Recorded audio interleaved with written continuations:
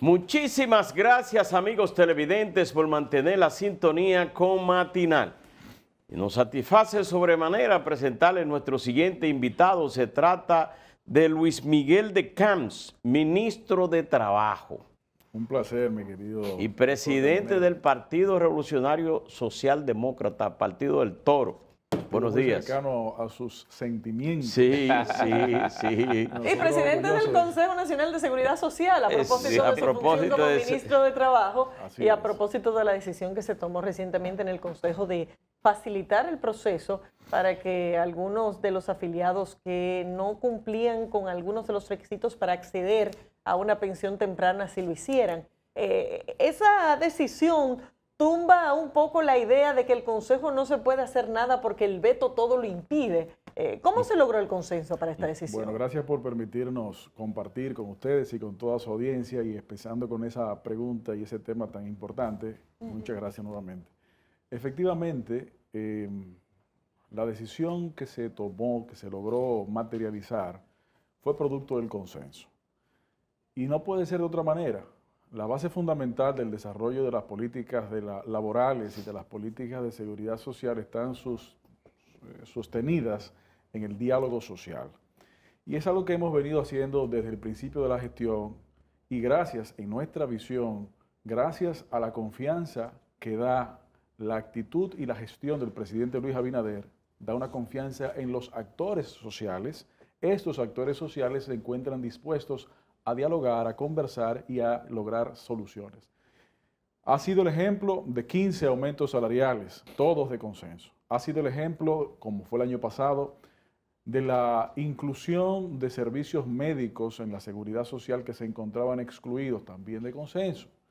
Aumentos incluso de las tarifas de los médicos en mejora de sus ingresos, también de consenso. Y en este caso, hace algunos días, pues la resolución que permite una interpretación más universal, más amplia, más laxa tal vez, que como consecuencia, pues muchos dominicanos y dominicanas tendrán la posibilidad de solicitar, se le entregue los fondos que han cotizado estos como trabajadores y sus empleadores en sus cuentas de capitalización individual. ¿Cómo se logra el consenso? Conversando, mi querida Laura. Conversando con este nivel de transparencia que el gobierno ha presentado. El Estado, pues, a nivel del sector gubernamental, presentó una propuesta, se dialogó, se visualizó cuáles eran las necesarias mejoras y como consecuencia, pues, estamos hablando de cerca de 7.500 millones que beneficiarían a más de 25.000 personas. Pero el año próximo, otras personas cumplirán los requisitos y las condiciones necesarias que antes no estaban y esas 25.000, más de 25.000, aumentan aún más. Y el año siguiente aún más porque es un tema natural. Entonces, yo creo que cuando hay, al menos esa ha sido la experiencia nuestra hasta ahora, cuando hay una visión clara de construcción de soluciones, de atención a los problemas y no simplemente de dedicarse a otras cosas, pero también desde que el sector público, el sector gubernamental, pues pone el tema en la mesa, lo lleva, lo empuja, lo dialoga y lo insiste. Ministro. Llegan los momentos de conciliación y llegan los momentos de Ministro, mejoras. este retiro de esos 7.500 millones estarían condicionados primero a que las personas hayan cesado en su trabajo, ¿sí? que no estén prestando servicio. Y segundo, ¿tuvo esto como motivación a minorar un poco las tensiones por el reclamo del 30% sobre los recursos de la seguridad? Lo primero que hay que recordar que todo el tema de la seguridad social, no solamente en la República Dominicana, sino en todo el mundo, son temas altamente complejos, con muchos elementos técnicos, y la función del sector gubernamental es identificar mejoras, algunas que pueden requerir mejoras de ley y otras simplemente mejoras de procedimiento, mejoras de operativización, porque la propia ley 8701 tiene una cantidad de mandatos que a la fecha todavía no se han materializado, no se han cumplido.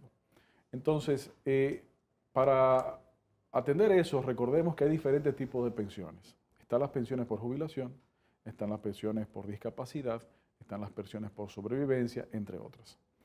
En este caso particular estamos hablando de la pensión por jubilación, es decir, cuando una persona llega a cierta edad, en principio 60 años, y cumple otras condiciones, como lo es el caso de no estar trabajando, porque si es de jubilación, se supone que no se está laborando. Y lo que había era una interpretación muy estricta en donde la ley establece que para poder lograr recibir antes de las condiciones generales, habría que cumplir una cantidad de condiciones. ¿Qué sucede? Que cuando esta ley se instituyó en el 2001 y se comenzó a aplicar el ámbito pensional en el 2003, la ley estableció una fecha de corte, como es técnicamente normal, pero esa fecha de corte, que estableció 45 años, pues beneficia a algunos y perjudica a otros, porque lo que estableció la ley dijo, bueno, si usted tiene 45 años, cuando cumpla 60, 15 años después, no va a poder haber acumulado la cantidad de cuotas o cotizaciones necesarias y o suficientes para poder tener posteriormente a esa fecha de 60 años una pensión constante.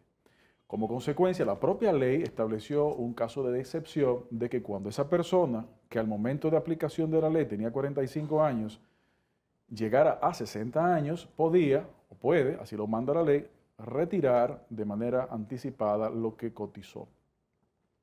Pero el sector gubernamental planteó, Sí, bueno, ¿qué significa? lo que cotizó y lo que ganó durante esos 15 años. Efectivamente. El rendimiento. Efectivamente. ¿Y qué fue lo que hicimos? Bueno, ese corte que la ley estableció es injusto, obviamente, en muchos casos, porque una persona podía tener, le faltaban 2 meses, un día, 6 meses para cumplir los 45 años al día que se inició la aplicación de la ley. Entonces, con razón, muchas personas decían, pero no puede ser que por tan poco tiempo a mí se me vete la posibilidad de lograr ese acceso. Entonces, lo que hicimos fue básicamente analizar, bueno, ¿qué es, según la ley, qué es tener 45 años? Y establecimos un análisis y vimos que no solamente en la República Dominicana, sino en diferentes partes del mundo, existen diferentes formas de determinar técnicamente lo que es tener 45 años. Por ejemplo, en el mundo de los seguros, se conoce el concepto de lo que es la edad actuarial. Acuérdense que en el mundo de los seguros, una de las funciones fundamentales es identificar el nivel de riesgo. Y cuando una persona tiene la edad cumplida más 6 meses, a nivel actuarial, en la industria de los seguros, se contempla que tiene la edad siguiente, porque ya está más cerca de la edad siguiente. Eso es lo que se llama edad actuarial. Pero existe otro concepto, que es la edad actuarial al próximo cumpleaños. Y es que, por ejemplo, Alberto, sin decir el año, porque no hay que complicarse. Pero mucho. No, pero yo estoy jovencito, tú y yo casi somos de la misma La edad. fecha de cumpleaños, el mes y el día. ¿Cuál Sí, es? diciembre. ¿Diciembre? ¿Qué día de diciembre? 18 de diciembre. Ok. El 18 de diciembre, Alberto no cumple años. El 18 de diciembre, Alberto celebra un aniversario de su nacimiento. Porque entre el 18 de diciembre de un año y el 18 de diciembre del año próximo hay 366 días. Alberto cumpleaños es realmente el 17 de diciembre. Entonces, haciendo un símil con eso, u otro ejemplo, cuando un niño nace, tiene 3 meses de haber nacido, esa persona tiene 0 años, no, está viviendo su primer año. No ha completado el ciclo completo, pero está viviendo su primer año. Sí. Entonces, eso es lo que se conoce como edad actuarial al próximo ¿Cuál fue la cumpleaños. solución que ustedes encontraron? Que el que había cumplido 44 ya entraba en el ciclo de los 45. Quien ha celebrado su aniversario de nacimiento, el número 44, está viviendo su el año 45 y por lo tanto le cumple con el corresponde. mandato de la ley. Ok. Eso fue uno de los elementos que logramos materializar, Sí. pero no fue el único. Por eso se tomó la decisión. Claro. Sí. Es decir, es cumpliendo la ley, pero con un concepto sustentado en la misión constitucional de la universalización de la protección de la seguridad social. Bueno, se supone lograr que eso. el Consejo, parte de la tarea del Consejo, es usando el razonamiento de hacer una buena interpretación de la ley. Exactamente. ¿Qué fue lo que hicieron? Pero así como se hizo eso, también se lograron 2 avances importantes adicionales a eso. ¿Cuáles? Uno de ellos lo constituyó la facilitación de que cuando personas tengan un sufrimiento de una enfermedad terminal, puedan acceder más fácilmente a los fondos cotizados en su cuenta de capitalización individual. Me explico. La ley 8701, la Ley de Seguridad Social, establece que cuando una persona sufre una enfermedad terminal, puede solicitarle a su AFP que le entregue el dinero que ha tenido acumulado allí. ¿Qué es una enfermedad terminal? Según los mandatos de la Organización Mundial de la Salud o la definición de este organismo, es una enfermedad que le proyecta a la persona una expectativa de vida de no más de 6 meses aproximadamente. Pero ¿cuál ha sido la usanza? ¿Cuál ha sido el problema que muchas personas no han podido materializar esta posibilidad que la ley les establece? Bueno, que en la normativa que existía antes de esa resolución, para completar el expediente, obviamente la persona tiene que verificar que está sufriendo esa lamentable situación para evitar otros manejos incorrectos, pero se les requería, la normativa les requería que el médico estableciera cuánto tiempo le quedaba de vida. Y, como sabemos, por diferentes razones, los médicos no pueden hacer eso así. Entonces, la usanza ha sido, el médico establece, pronóstico reservado por enfermedad terminal. Porque un médico no tiene una bola de cristal, te quedan 3 meses, un día, eso no es así. Entonces, cuando llegaba con eso, el expediente no estaba completo. ¿Qué fue lo que se hizo? Algo parecido, interpretar de una manera más amplia y decir, sí, puede serlo así, o establecer una pronóstico reservado de vida por esas razones, y entonces se cumple el expediente. Pero Luis, lo que pasa Resultado, una persona sin importar la edad que tenga, que esté sufriendo eso, pues va a facilitársele el acceso a los fondos que tenga. Desgraciadamente hay que cambiar la forma, porque siempre se piensa que cuando el ciudadano ya está a 6 meses de perder la vida, ¿para qué yo quiero que me devuelvan ese dinero? Cuando se supone que las pensiones deben ser para que un ciudadano, después que dure 60 años trabajando, o que tenga 60 años de vida, que tenga más de 25 años, 20, 25 años trabajando, que se vaya a disfrutar ya y a descansar. Claro. No a que vaya a una cama a morirse. ¿Para qué quiero yo tener esa cantidad de dinero? Lo que pasa es que este tema que estoy mencionando no está supeditado a la edad. Exacto. Una persona que puede tener muchos menos años, no importa la edad que tenga, puede tener acceso. Pero en la reforma a esa ley que cursa en el Congreso, ¿cuál será la prioridad? Hay cambios que sean importantes? Doctor, nosotros, ministro, mire, antes de entrar a esa pregunta de Caminero, que nos va a llevar a la reforma de la ley, quería específicamente con esta resolución que devuelve estos 7.500 millones, hay un tema que cuando la gente deja de trabajar con la edad de más de 60, dicen que necesita poca comida y un poco de medicina, mucho más medicina, pero pierden el seguro. ¿Han encontrado ustedes alguna solución a ese tema? Con mucho gusto voy a entender las dos preguntas, pero permítame expresarle la tercera conquista que logramos con esta resolución. Ajá. Y consiste en que antes de la resolución, la normativa interpretaba la ley de una forma restrictiva respecto a la cantidad de beneficios que el ciudadano podía tener del sistema. Me explico.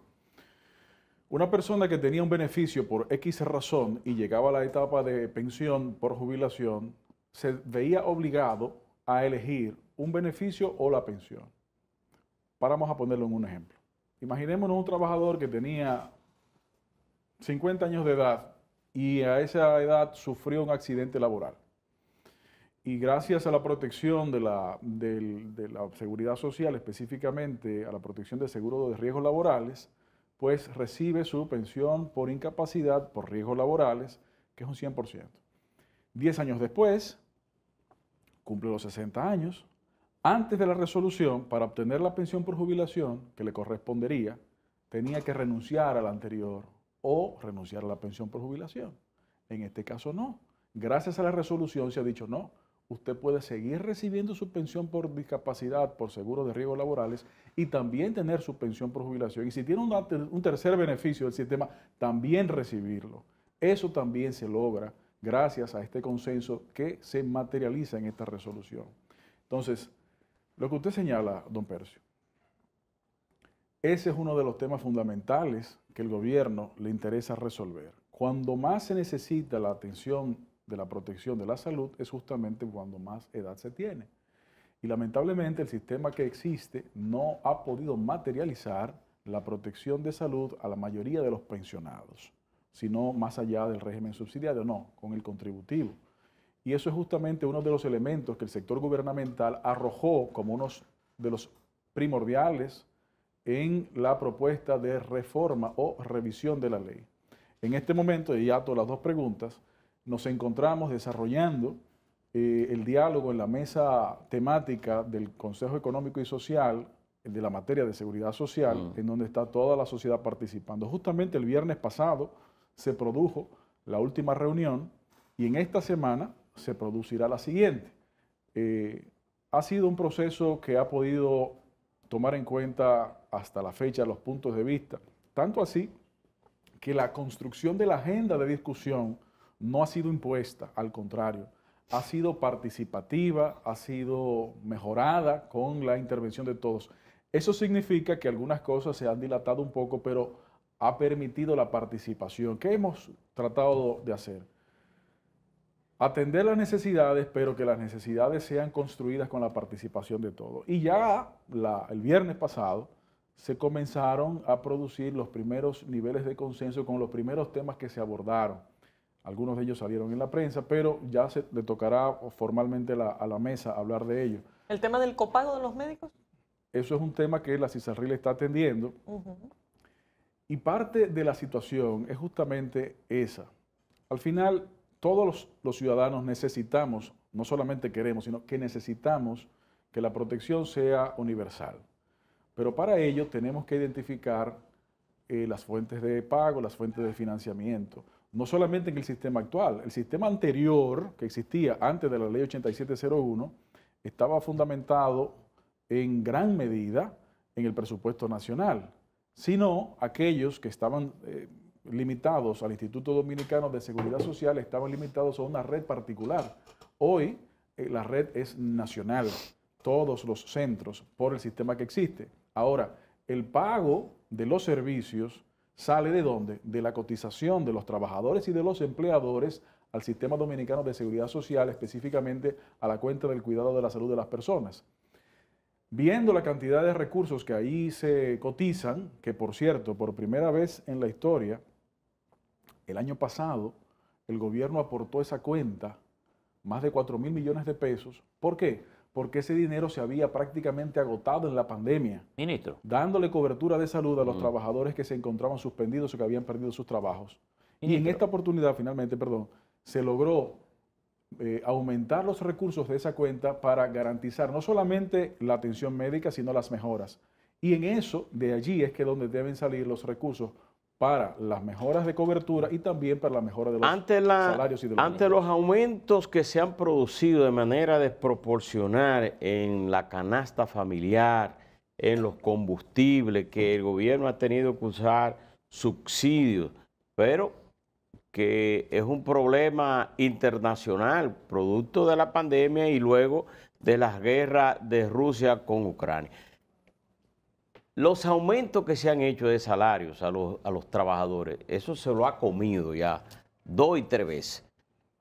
Se prevé desde el Estado, ustedes en el Ministerio de Trabajo han planteado o por lo menos tienen en agenda hacer un aumento general de salario para paliar estos altos precios. Bueno, mire, nosotros efectivamente hemos estado analizando cuál ha sido el impacto de la inflación a los aumentos de los salarios mínimos que hemos producido el año pasado. Y la verdad es que en la mayoría de los casos, hasta la fecha, el avance de la inflación no se ha llevado por completo a todos los aumentos. Algunos sectorizados prácticamente sí, pero otros todavía no. Independientemente de cuáles sí, cuáles no, y cuáles le falten, cuáles sí, es indiscutible el impacto de la inflación.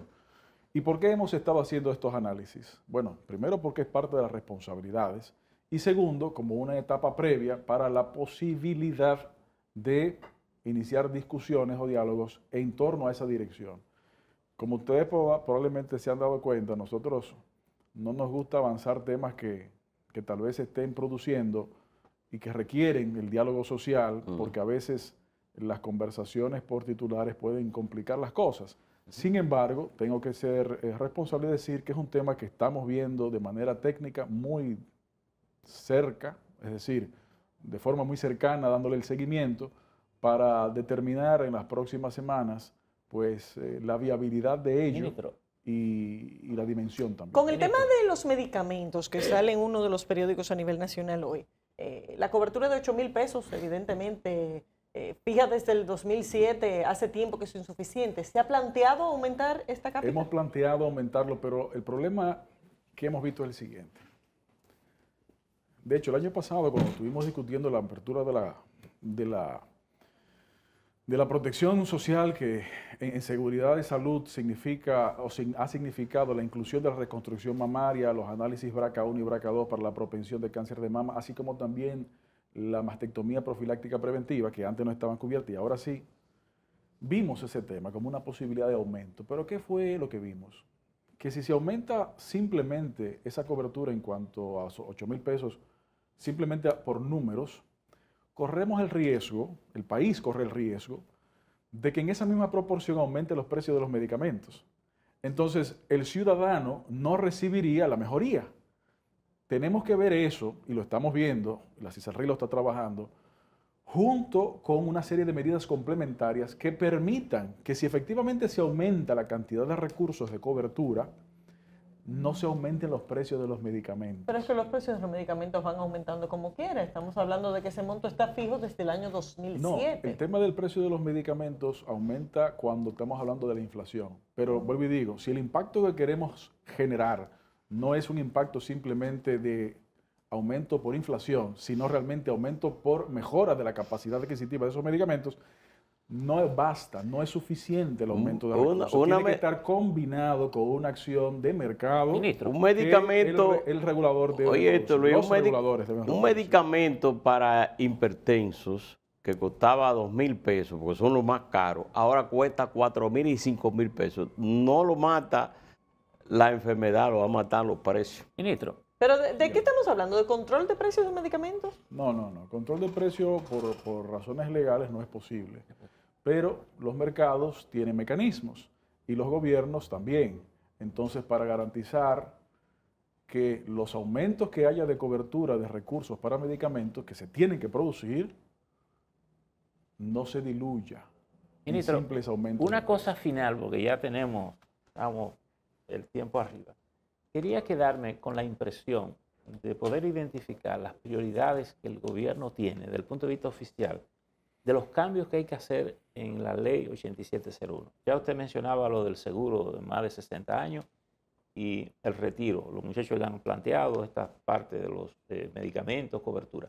Pero ¿cuáles son los puntos? ¿Cómo se pueden resumir las prioridades de reforma que el gobierno está planteando? Y sobre todo por la experiencia de la pandemia y todas esas cosas. Mire, nosotros hemos visto, bueno, el país sabe que los pilares de la seguridad social son esencialmente 4. Salud, riesgos laborales, pensiones y subsidios. Subsidios por enfermedad común, maternidad, lactancia, etc. En cada uno de esos elementos tenemos, y obviamente gobernanza, tenemos elementos prioritarios. Por ejemplo, en el tema de gobernanza tenemos que facilitar el mecanismo de toma de decisiones. Las partes tienen que ser partes no decorativas, pero tiene que facilitarse para agilizarse el proceso de toma de decisiones. 2. En el ámbito de salud y pensiones juntos, tenemos que buscar la manera de que los pensionados puedan tener protección de la salud. 3. Como hemos dicho, en el ámbito de salud también, tenemos que buscar la manera de la implementación del primer nivel de atención. Porque esta implementación del primer nivel de atención en el ámbito tanto privado como público, es lo que puede facilitar la cobertura de mejores medicamentos, el que puede facilitar que los médicos reciban sus honorarios y sus pagos sin que salga necesariamente del paciente, sino del sistema. Gracias a este mecanismo es que podemos facilitar también que la cantidad de procedimientos y enfermedades cubiertas sea mayor, porque el costo se reduzca. Eso es un elemento fundamental. Pero también, entre otras de las prioridades que tenemos, es la materialización del mecanismo de protección al desempleo, en donde el trabajador tenga mecanismos de recibir algún apoyo en caso de estar desempleados, condicionado a la inscripción en la bolsa de empleo y en la búsqueda que el Ministerio de Trabajo le asiste en la inserción laboral formal. Esas son algunas de los 10 puntos que hemos mencionado formalmente. Esos son algunos de los principales que entendemos que tenemos que aprovechar este momento. ¿Y cuándo se plasmará eso en un proyecto de parte del gobierno? Estamos plasmándolo con la sociedad en su conjunto, como le digo. La mesa de diálogo de la Seguridad Social se reúne prácticamente todas las semanas y ya comenzamos a avanzar en la construcción de consensos y en la identificación de disensos, en donde está el sector gubernamental, empleadores, trabajadores, sector social y partidos políticos. Entonces, el gobierno quiere la construcción de ese proyecto de manera abierta para poderlo llevar al Congreso Nacional con esas medidas. Muchas gracias, Luis Miguel de Camps. Señores, despedimos gracias a a Luis Miguel de Camps, ministro de Trabajo de la República Dominicana. Gracias por haber estado con nosotros. De esta forma llegamos al final de esta entrega. Gracias por la sintonía. Nos vemos mañana.